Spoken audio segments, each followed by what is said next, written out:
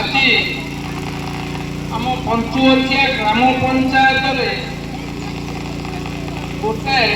खुशी दिवस कहले अत्युक्ति हम कारण कौन परिवार गोटे पिला जन्म हेले से जेभली से परिवार आनंद उल्लास माति जाए आज आम पंचुवचिया ग्राम पंचायत दशमंतपुर मधुपुर अपना नामक एक अनुष्ठान जन्म तेणु से आम खुशी एवं आनंदर दिवस अवसर में उपस्थित थिबा समस्त भद्र व्यक्ति कुनि कुनि शिशु मानू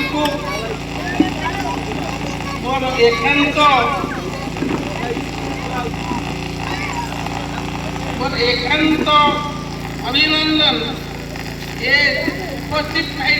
मूल्य समस्ते ठीक ठीक ये अनुष्ठान कथा ये अनुष्ठान आज जन्म हम एक कथा श्रीमान लक्ष्मीधर एवं सहयोगी मुहूर्त गतकाली मुझे शुणा मु निजक भाविली जिते गोटे नूतन अनुष्ठान जन्म नौची तार जन्म उत्सव उपस्थित हवा मोर एकांत काम्य तेणु मुझे अशेष धन्यवाद दूसरी एवं अनुष्ठान प्रति जगन्नाथ कृपा दृष्टि रखा प्रार्थना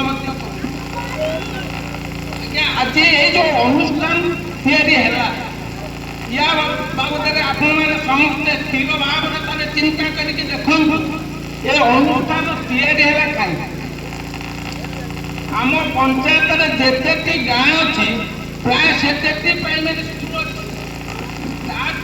किसी परिमाण में कम एमई स्कूल भी अच्छी बहुत जगह भी नोटाल हो जाए एक व्यतीत दुईटी हाईस्कूल अच्छी या पुणी एमती गोटे अनुष्ठान जन्म नवार आभिमुख्य कौन कहीं जन्म ना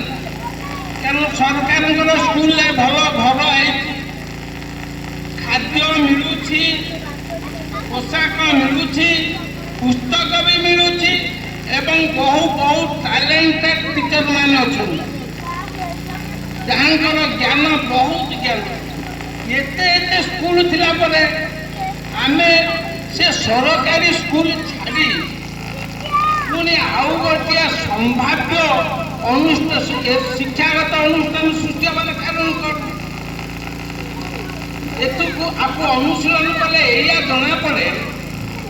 जे समस्त आमे पाउचु स्कूल दबा को किसी नहीं सबू सबू ठीक थिबा भितरे गोटे जिनस असुविधा होटा हूँ शिक्षा उच्च शिक्षित ज्ञानी ज्ञानी शिक्षक मान सब स्कूल अच्छा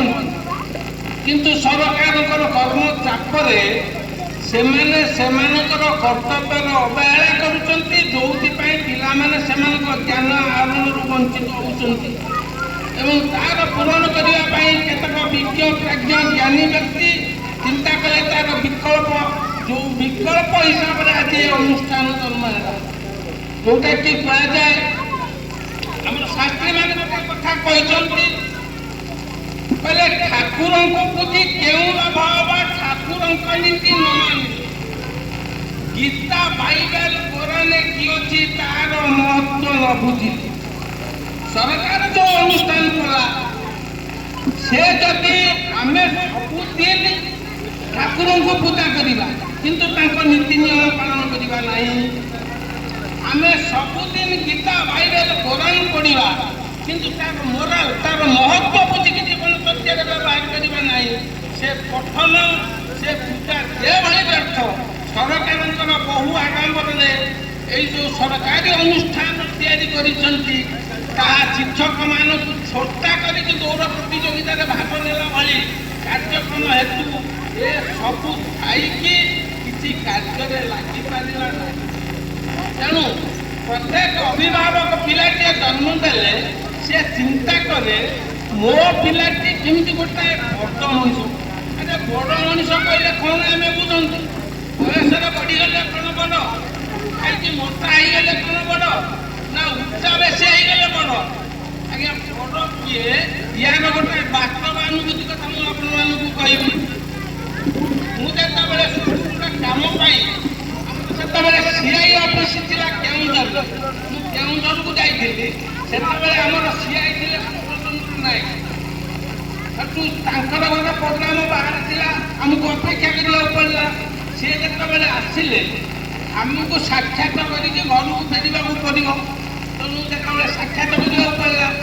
ମୁଁ କହିଲେ ତାଙ୍କ ଅଫିସକୁ ଗଲି। ମୁଁ ତାଙ୍କ ଅଫିସରେ ଠିଆ ଅଫିସ ଭିତରେ ଠିଆ ହେଲେ ଏବଂ ମୁଁ କହିଲି ସାର୍ ନମସ୍କାର। ସେ ମୋତେ ପ୍ରତି ନମସ୍କାର କହିଲେ।